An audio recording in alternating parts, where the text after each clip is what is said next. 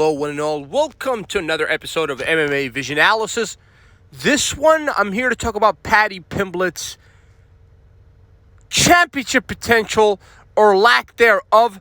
But before I get started, make sure to like, comment, subscribe, and click that notification to get all of this that is new from this channel, your channel, the one and only MMA Vision Analysis. Sean O'Malley has had some comments to make in regards to the current lightweight contender Paddy Pimblett after the night of UFC 304 when Bobby Green faced Paddy Pimblett, and obviously Paddy Pimblett ended up on top. Well, on the bottom, but with that triangle submission choke in terms of a win, puts him on top of Bobby Green in winning terms, that is. And a lot of people have opinions in regards to Paddy Pimblett, and that includes the current bantamweight champion, Sugar Sean O'Malley. Sean O'Malley believes that Paddy Pimblett has championship potential. Like I said, I'm just one of those, I like to consider myself one of those people that like to dissect some of these statements sometimes and just kind of see where these statements are coming from. Where is it stemming from? What makes Sean O'Malley think that Paddy Pimblett has championship potential? Because realistically, if you were to look at the guy, we would see that he has not faced top 10 contenders, let alone top 5. So how can we assume that this guy actually has championship potential? Still it's a very questionable statement to me, to be honest with you. It may sound like I have something against Paddy Pimblett. This is the complete opposite. Matter of fact, I have nothing against Paddy Pimblett. I think he's doing a fantastic job with the matches that he's given. I have a problem with the way that he is set up to face fighters. Obviously, they want the guys to accumulate as many wins as possible before they throw him to the wolves, so to say. Paddy Pimblett fights at 155. I would like everyone to take a second to think about who fights at 155.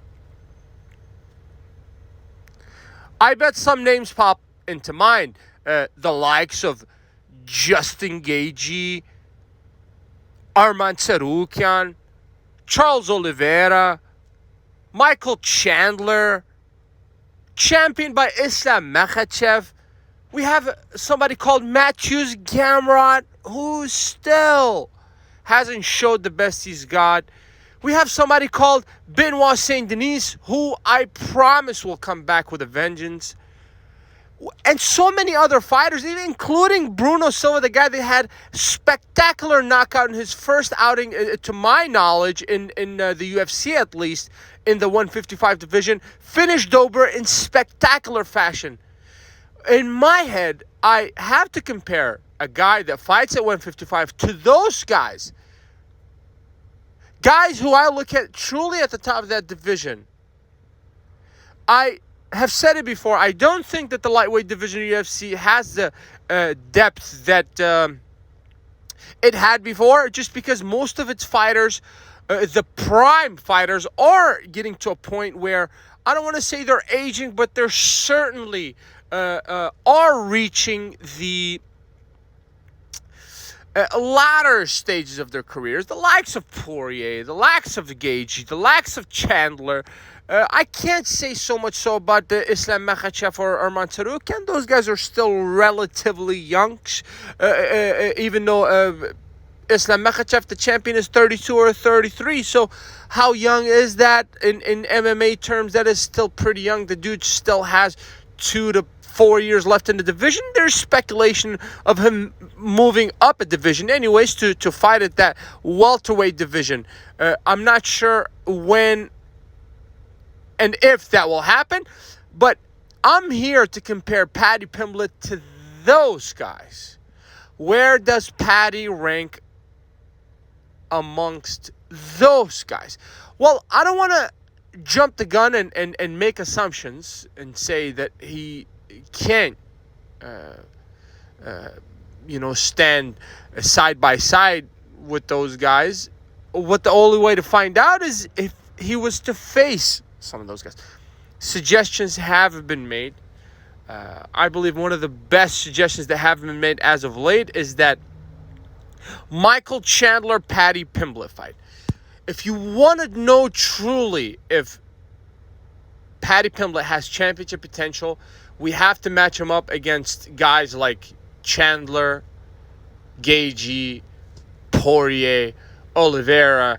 And when he starts beating those guys, then I myself will dedicate multiple videos talking about Paddy Pimblett and how he defeated those guys. But as of now, I mean, he, in my eyes, with all respect to King Green, if I may, and Tony Ferguson, but those guys are not top of that division. They're nowhere near the top of that division, right? With all respect to Il Cucuy here, but if he were to beat, if Paddy was to beat the Il Cucuy of 7 years ago, that's when I give Paddy his props. But he's defeated a guy that's now is on 5 or 6 losses back to back and has a fight against Michael Chiesa coming up. Don't know how Tony's still fighting, but basically whoever fights Tony at this point, with all respect to Il Cucuy here, but it's basically a free win. It's just like, oh, go get your win against Tony Ferguson. It's like a stepping stone almost for these upcoming fighters, the likes of Paddy Pimblett. And I think that's the role that Bobby Green is serving at this point as well, a stepping stone to the higher echelons of that division. But you have not faced top fighters yet. So I think Sean O'Malley, what he's looking at the star power that is Paddy Pimblett.